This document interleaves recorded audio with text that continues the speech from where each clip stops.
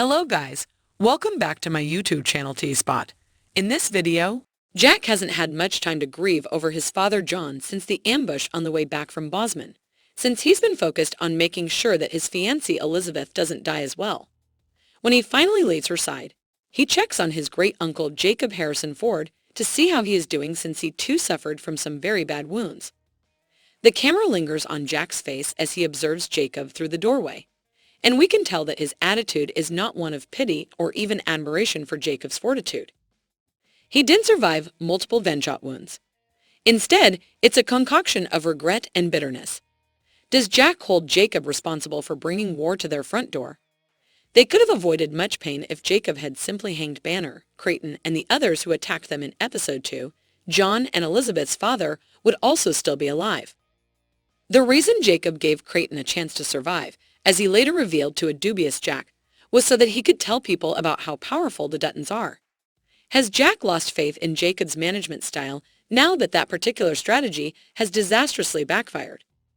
For the time being, it appears that he wants to continue fighting for it because he was eager to go steal back the cattle that Creighton had taken. Could Jack and Elizabeth, however, ultimately opt to leave the ranch in favor of a quiet life? In this episode, there were further hints regarding the origins of the contemporary Dutton family. Spencer and Alex decide to read all of Spencer's unread letters from his family in Montana. When they sit down to do so, they decide to do so with a little liquid courage. They appear to be utilizing the same elaborately crafted whiskey tumblers and matching crystal decanter that Yellowstone viewers have lately seen in action. In the 7th episode of the most recent season, John Dutton Kevin Costner would just learn that his herd had contracted the terrible disease. Brucellosis nearly broke the decanter when he returned home in a rage. From the couch, Beth Kelly Riley remarks that is 100 years old and belonged to your grandfather break another object. Although Beth's remark didn't seem significant at the time, it now seems to corroborate a theory that 1923 viewers have been speculating about for a while. John Dutton III is a descendant of Spencer.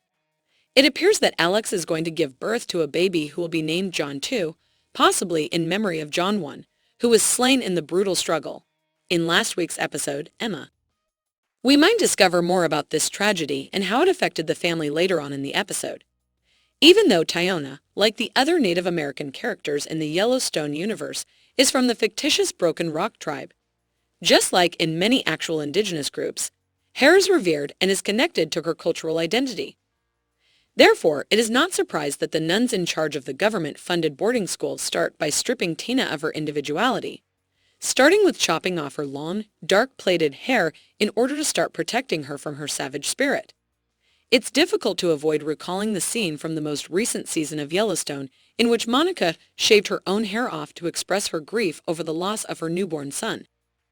Tuna, however, has reached her breaking point because this has been done against her choice.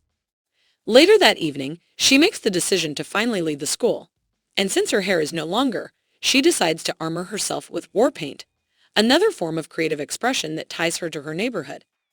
This is drawn across her face as she gathers the courage to extract Sister Mary's vengeance before fleeing into the night. Let us know what you think in the comments below, and don't forget to like, subscribe, and share the video.